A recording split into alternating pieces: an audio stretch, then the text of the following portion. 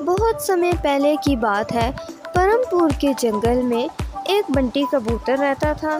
وہ بہت شریف اور ایماندار تھا اور اس کے 2 بچے تھے۔ ایک کا نام ٹونی چڑیا تھا اور دوسرے کا نام تھا کالو کوا۔ وہ تینوں جنگل میں لکڑیاں کاٹ کر اپنا گزر بسر کرتے۔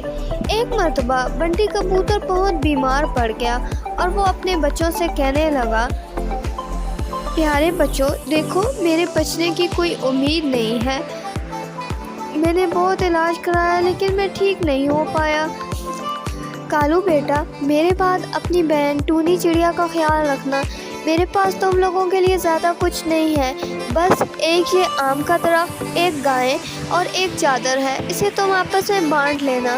کچھ دن کے بعد بنٹی کبوتر مر جاتا ہے اور کالو کوا بیٹھ کر سوچنے لگتا ہے، کس طرح سے میں ٹونی چڑیا سے سب چیزیں لے لوں، سب چیزوں میری ہو جائے، ایسا کچھ سوچتا ہوں۔ پھر وہ ٹونی چڑیا سے کہنے لگتا ہے، دیکھو چڑیا بہن، اب بابا تو اب نہیں رہے، اس لیے اب ہمیں سب چیزیں برابر بانٹ لینی چاہیے۔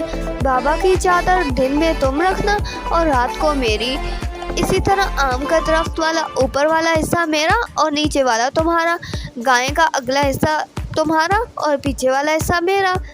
ٹونی چڑیا بہت بھولی ہوتی ہے، وہ کالو کوے کی باتوں میں آ جاتی ہے اور مان جاتی ہے۔ اس طرح سے ٹونی چڑیا رات بھر ٹھنڈ سے کانپتی رہتی ہے اور اسی طرح وہ پیڑ کو پانی لگاتی ہے، پھل کالو کوا کھاتا ہے، گائے کو چارہ دیتی ہے لیکن دودھ کالو کوا پیتا ہے۔ یہ سب دیکھنے اور بنٹی کبوتر کا افسوس کرنے کے لیے ایک دن ایک باز آتا ہے۔ ٹونی چڑیا کی حالت دیکھ کر بہت پریشان ہوتا ہے۔ وہ اس کو سمجھاتا ہے کہ بیٹی یہ تو ٹھیک نہیں ہے، یہ تمہارا بھائی تمہارے ساتھ بہت دھوکا کر رہا ہے۔ پھر وہ اس کو ایک ترکیب بتاتا ہے، کہتا ہے، بیٹی جیسا میں کہوں آج کے بعد تم نے ویسا ہی کرنا ہے۔ ٹونی چڑیا سمجھ جاتی ہے اور وہ ویسا ہی کرنے لگتی ہے۔ دن کو وہ چادر بھگو کر پھیلا دیتی ہے، رات کو کوا کانپنے لگتا ہے، اس کو ٹھنڈ لگتی ہے۔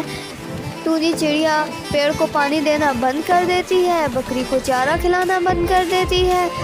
اس طرح سے ان کا کام نہیں چلتا، کالو کوے کی ساری اسکیم الٹ پڑ جاتی ہے۔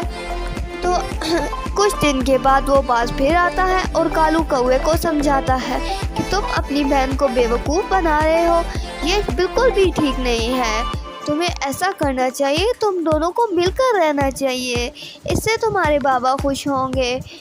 کالو کوا سمجھ جاتا ہے کہ مل کر رہنے کے سوا میرے پاس کوئی چارہ نہیں ہے، پھر وہ اپنی بہن کے ساتھ مل جل کر رہنے لگتا ہے۔